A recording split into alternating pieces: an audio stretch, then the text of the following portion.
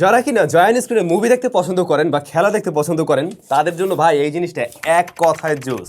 আমার চ্যানেলে এখন পর্যন্ত আমি অনেক প্রজেক্টরের রিভিউ করছি, বাট এইটার মতো এত স্পেশাল প্রজেক্টর আমাদের কাছে আসেনি এখন পর্যন্ত। সবচাইতে সেরা জিনিস এই টেকনোলজির মধ্যে, এইটাতে আপনার প্রজেক্টর তো পাচ্ছেনই, সেই সাথে বিল্ট ইন স্পিকার রয়েছে এবং 16 ওয়াটের। সত্যি বলতে কি এইটা আমাদের স্টুডিওতে আসার পর থেকে এখন পর্যন্ত আমরা 20 থেকে 22টার মতো মুভি দেখছি শুধুমাত্র এই প্রজেক্টরে। আমরা আমাদের স্টুডিওতে দেখছিলাম 112 ইঞ্চ করে, তো সেটা কম না, বিশাল বড় সড়ো। বাট এই প্রজেক্টর দিয়ে আপনি 180 ইঞ্চ পর্যন্ত স্ক্রিন করতে পারবেন, মানে সর্বোচ্চ। এর আগেও আমরা ওয়ানবো প্রজেক্টর নিয়ে আমাদের চ্যানেলে বেশ কয়েকটা ভিডিও দিয়েছি। যারা জানেন না, ওয়ানবো কিন্তু শাওমির একটা সাব ব্র্যান্ড বলতে পারেন, এবং আমাদের কাছে এই রিভিউটা পাঠিয়েছিল কিন্তু ফেমাস গ্যাজেট, যাদের কাছে ওয়ানবোর এই ধরনের দারুণ সব প্রজেক্টর গুলো অ্যাভেলেবল রয়েছে। নট অনলি প্রজেক্টর, এছাড়াও বর্তমান সময়ের জনপ্রিয় সমস্ত রকম গ্যাজেটস গুলো কিন্তু তাদের কাছে পাওয়া যাচ্ছে। ভিডিও ডেসক্রিপশনে তাদের সবের যাবতীয় ইনফরমেশন মেনশন করা থাকলো, এবং তাদের সব ফিজিক্যালি যদি নিতে চান সেই ক্ষেত্রে পেয়ে যাবেন মাল্টিপ্ল্যান সেন্টারে। অলরাইট, তো আমরা যে প্রজেক্টর নিয়ে কথা বলছি তার মডেল নাম্বার কত? এটা হলো ওয়ানবো মোজার্ট 1।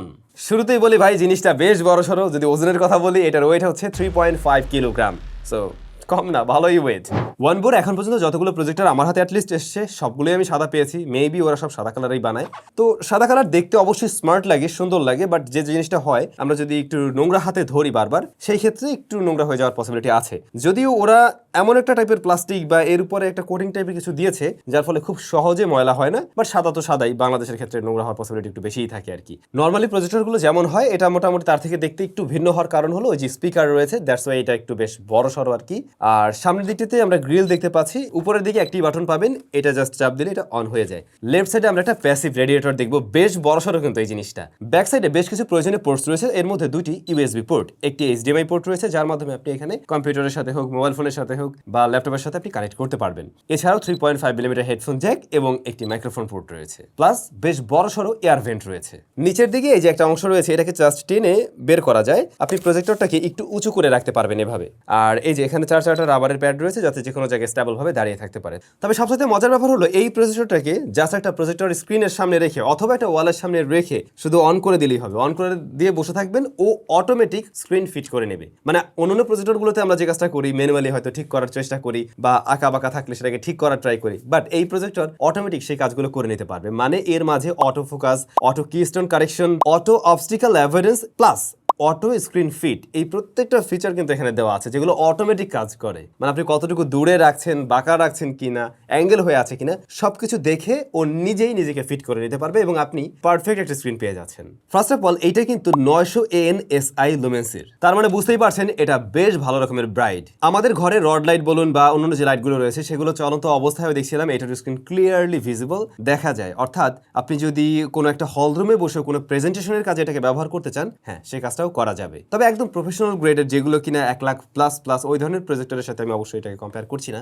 এর মাঝে যে ডিসপ্লেটা রয়েছে, মানে প্রজেক্টরের টেকনোলজিটা নিশ্চয়ই আপনারা জানেন, সামনে একটা ডিসপ্লে থাকে, ব্যাক সাইড থেকে আলো দেওয়া হয় এবং সেই আলোটা বের হয়ে ডিসপ্লে ভেদ করে অপর প্রান্তে যায় এবং আমরা সেটা দেখতে পাই ওয়ালে গিয়ে পড়লে বা স্ক্রিনের উপরে পড়লে। তো যে ডিসপ্লেটা রয়েছে ছোট, এর রেজুলেশন হলো 1920x1080। তবে এটা অবশ্যই 4K HDR সাপোর্ট করছে। ইভেন আমরা কিন্তু ফুল এইচডি রেজুলেশন পেয়েছি নেটফ্লিক্সের ক্ষেত্রেও। এখানে যে ডিসপ্লেটা রয়েছে ওইটা টেকনোলজি হলো LTPS technology, 4000:1 static contrast ratio, এবং এই প্রজেক্টর রেসপেক্ট রেশিও হলো 16:9। কোম্পানি ক্লেম করছে এর মাঝে যে লাইট রয়েছে, এর লাইফ স্প্যান টাইম হলো 30,000 ঘন্টা।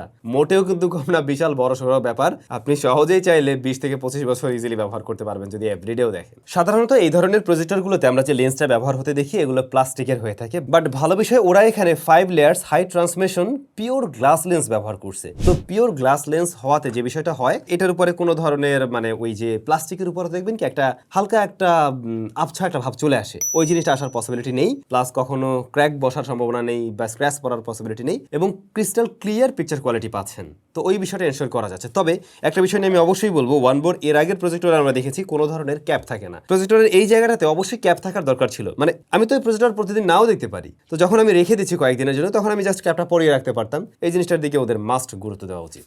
অনেক টেকনিক্যাল ব্যাপার স্যাপার বলে ফেললাম ভাই, এবার আসল কথায় যাই, আসলে এর পিকচার কোয়ালিটি কেমন ছিল। থাম্বনেল। হয়তো ভিডিও দেখে মোটামুটি একটা আইডিয়া করতে পারছেন। প্রথমেই বলবো প্রজেক্টরের যে বিষয়ের দিকে নজর দিতে হয় সেটা হচ্ছে এর ব্রাইটনেস। সত্যি বলতে আমাদের চ্যানেলে এখন পর্যন্ত যতগুলো প্রজেক্টরের আমরা ভিডিও করেছি বা রিভিউ দিয়েছি তার মধ্যে সবচাইতে বেশি ব্রাইটনেস এটাতেই পেয়েছি। হ্যাঁ, একটা প্রজেক্টর ছিল শাওমির যেটা কিনা লেজার প্রজেক্টর, যার ভিডিও আমাদের চ্যানেলে আছে, 2 লাখ প্লাস দাম।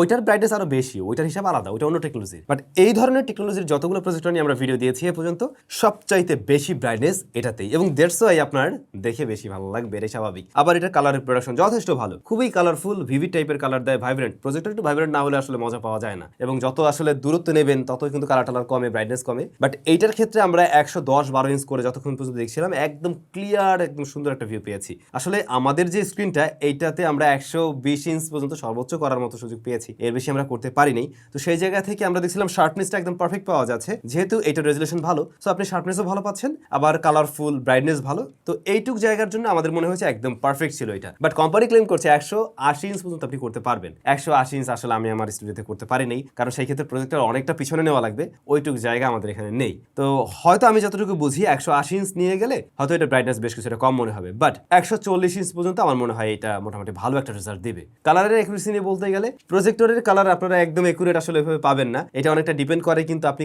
কোন ওয়ালের উপর ফেলছেন, কোন প্রজেক্টর স্ক্রিনের উপর ফেলছেন। ওটা যদি একদম পারফেক্ট হোয়াইট না হয়ে একটু অফ হোয়াইট টাইপের কালার হয় তাহলে কিন্তু এটাতে দেখবেন যে একটু ওয়ার্ম টোনের দিকে নেয়। এরপরে বলছিলাম এই প্রজেক্টরের বিল্ট ইন সাউন্ড সিস্টেম রয়েছে, এখানে মূলত দুইটা স্পিকার আছে যা কিনা 8 ওয়াট করে, তো টোটাল 16 ওয়াট পাচ্ছেন। এইটার ভলিউম লেভেল যথেষ্ট হাই। হয় কি আপনি যখন জায়ান্ট স্ক্রিনে কোনো ভিডিও দেখবেন, মুভি দেখবেন, তখন আসলে সাউন্ড সিস্টেমটা একটু বেটার হওয়া দরকার। তো এর মাঝে যে বিল্ট ইন বক্সটা রয়েছে বা বিল্ট ইন সাউন্ড সিস্টেম রয়েছে ওইটাই কিন্তু বেশ দারুণ একটা সাউন্ড প্রডিউস করতে পারে, এবং এইটার সাউন্ড কোয়ালিটি ভালো ছিল, একদম ফুল ভলিউমে দুই একটা সাউন্ড থেকে ডিস্টরশন আমরা পেয়েছি। এর বাইরে যদি একটু কমিয়ে রাখেন 80% মোর দেন এনাফ, এর বেশি যাওয়ার প্রয়োজন হয় না। ওইটুকু রাখলে এটার সাউন্ড কোয়ালিটি বেশ ভালো পাওয়া যায়, এবং স্টেরিও সেপারেশনও বেশ ভালোই, যেহেতু দুইটা স্পিকার রয়েছে আপনি সেই ফিলটা মোটামুটি পাবেন। তারপরেও যাদের আরো বেশি সাউন্ড দরকার তাদের জন্য তো এখানে একটা আউটপুট পোর্ট রয়েছে 3.5 মিলিমিটার, আপনি চাইলে অবশ্যই আউটপুট পাবেন আর কি। ভালো বিষয় ছিল এই প্রজেক্টরে আমরা ওয়াইফাই 6 পাচ্ছি, একদম লেটেস্ট কিছু। এরপরে এই প্রজেক্টর রান করছে কিভাবে এমন প্রশ্ন নিশ্চয়ই থাকবে। এটা অ্যান্ড্রয়েড অপারেটিং সিস্টেম 9 এ রান করছে, তবে আপগ্রেডেবল, যখন কিনা আপডেট আসবে আপনি এটাকে আপগ্রেড করতে পারবেন, লেটেস্ট অপারেটিং সিস্টেমে নিতে পারবেন। কোয়াড কোর একটা সিপিইউ রয়েছে এর মাঝে, আর 2 জিবি র্যাম পেয়ে যাচ্ছেন, প্লাস এটাতে আপনারা 32 জিবি রম পেয়ে যাচ্ছেন। সাধারণত প্রজেক্টরগুলো রান করা হয় 1 জিবি র্যাম দিয়ে, তো 2 জিবি র্যাম হওয়ার দরুন এটার থেকে মোটামুটি স্মুথ একটা রেজাল্টই পাওয়া যাচ্ছিল। রেগুলার কাজ বাজে যে কোনো টাস্কের ক্ষেত্রে আমরা দেখছিলাম স্মুথলি রান করছে আর কি, মানে ওই আটকে থাকছে একটা অপশন থেকে আরেকটা অপশন যেতে সময় লাগছে, ওই বিষয়গুলো নিয়ে প্যারা খেতে হয়নি আর কি আমাদের। তবে হ্যাঁ, এর মাঝে বেশ শক্তিশালী প্রসেসর আছে এমনও না, নর্মাল একটা প্রসেসর। কোয়াড কোর একটা প্রসেসর কতটুকু বা শক্তিশালী হতে পারে এখনকার দিনে দাঁড়িয়ে, এই প্রসেসর দিয়ে আসলে তেমন কোনো কাজ নেই। আপনি এইটাতে যে বড় বড় গেম ডাউনলোড করে খেলবেন এমন না। হ্যাঁ, আপনি কম্পিউটারের সাথে কানেক্ট করে খেলতে পারেন চাইলে, অথবা আপনি আপনার মোবাইল ফোন স্ক্রিন শেয়ার করেও সে কাজটা করতে পারেন, বাট সরাসরি এইটাতে ইনস্টল করে খেলতে গেলে অনেক আহামরি গেম প্লে পাওয়া যাবে না আর কি। 2D যে গেমগুলো রয়েছে ওগুলোর জন্য মোটামুটি ঠিকঠাক আছে।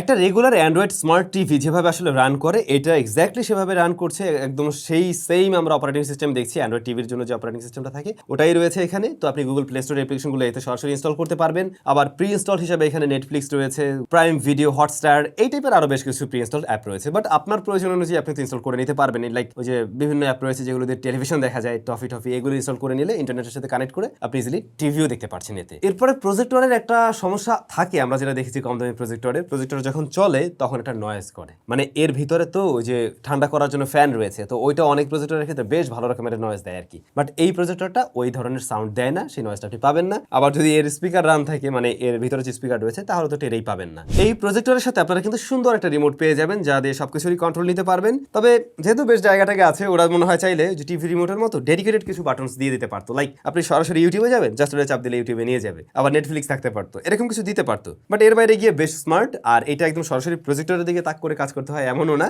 আপনি যে কোনো দিকে রেখেই কাজ করতে পারবেন, সেই ক্ষেত্রে ও সিগন্যাল নিয়ে নেবে আর কি। তো এই ছিল Wanbo Mozart 1 এর একটা ওভারভিউ। আমাদের এক্সপিরিয়েন্স বেশ ভালো, সত্যি বলতে ভালো না হলে আমি এটাতে অ্যাটলিস্ট 20-22টা মুভি দেখতাম না। তো সেই জায়গা থেকে এটা আমি আপনাদেরকে রিকমেন্ড করবো। বাট প্রাইসটা কত সেটা শুনে নেন আগে। এইটার বর্তমান দাম হচ্ছে 39,890 টাকা, কারেন্ট প্রাইস এটা রয়েছে, এবং 1 বছরের সার্ভিস ওয়ারেন্টি রয়েছে ফেমাস গ্যাজেটে, এই আর কি। এখন অনেকের কাছে এটার দাম একটু বেশি মনে হবে, আমারও মনে হয়েছে। যদি আমরা নিচের অংশটা বাদ দিয়ে দিই, মানে যে স্পিকার রয়েছে করেছে তাহলে নিশ্চয়ই এটার দাম একটু কম হইতো। যেহেতু এখানে দারুণ একটা সাউন্ড সিস্টেম ওরা দিয়ে দিচ্ছে বিল্ট ইন, দ্যাটস ওয়াই এটার প্রাইসটা ওয়ানবোর অন্যান্য প্রজেক্টরের তুলনায় একটু বেশি রয়েছে, এটুকুই। তারপরেও যদি ফেমাস গ্যাজেট এটাকে আরেকটু কম দামে বাংলাদেশে নিয়ে আসতে পারতো তাহলে আমাদের জন্য সুবিধা হতো। লাইক 35K এর মতো যদি এটাকে র্যাপ আপ করা যেত তাহলে কিন্তু ভাই খেলা একদম জমে যেত, কারণ আমি প্রজেক্টরের আর পুরো ভালো পাচ্ছি, আবার এদিকে সাউন্ড সিস্টেমও জোস। যদিও এটার সাথে কম্পেয়ার দেওয়ার মতো আসলে 39,000-এর মধ্যে তেমন কোনো প্রজেক্টর আমি দেখছি না রাইট নাও, তবে একটু বাড়ালে আরো ডেফিনেটলি বেটার কিছু পাবেন। বাট হ্যাঁ, এরকম প্রাইস পয়েন্ট থেকে এটা ভালো কিছু অফার করছে, তবে একটু কম দাম হলে আমাদের জন্য অবশ্যই মানে ম্যাক্সিমাম মানুষই হয়তো তখন এটা কিনতে আরো স্বাচ্ছন্দ্য বোধ করতো। তবে আমি বলবো প্রজেক্টর যারাই কিনুন না কেন একটু টাকা পয়সা বাড়িয়ে ভালো কিছু নেওয়ার চেষ্টা করবেন। কম দামিগুলো আসলে খুব একটা কাজের কিছু হয় না, ওগুলো জাস্ট শখ মিটানোর জন্য হয়তো কেনা হয়, কয়েকদিন পরে গিয়ে আর ভালো লাগে না, কারণ আলো বেশি না থাকলে আসলে দেখে মজা পাওয়া যায় না, সত্যি কথা এটাই। তো সেই জায়গা থেকে আমার সাজেশন থাকবে যেটাই কিনুন না কেন একটু বেটার কিছু কেনার চেষ্টা করবেন, সেই ক্ষেত্রে আসলে দেখবেন যে ওটা দীর্ঘদিন ব্যবহার করতে পারছেন বা ওইটা নিয়ে আপনি আসলে তখন সন্তুষ্ট থাকবেন, না হলে মনে হবে যে কেন যেটা কিনলাম, এই আর কি। তো এই জিনিস আপনাদের কাছে কেমন লাগছে মাস্ট কমেন্ট করে জানাবেন। ভালো থাকবেন, দেখা হচ্ছে তাহলে নতুন ভিডিওতে, টাটা।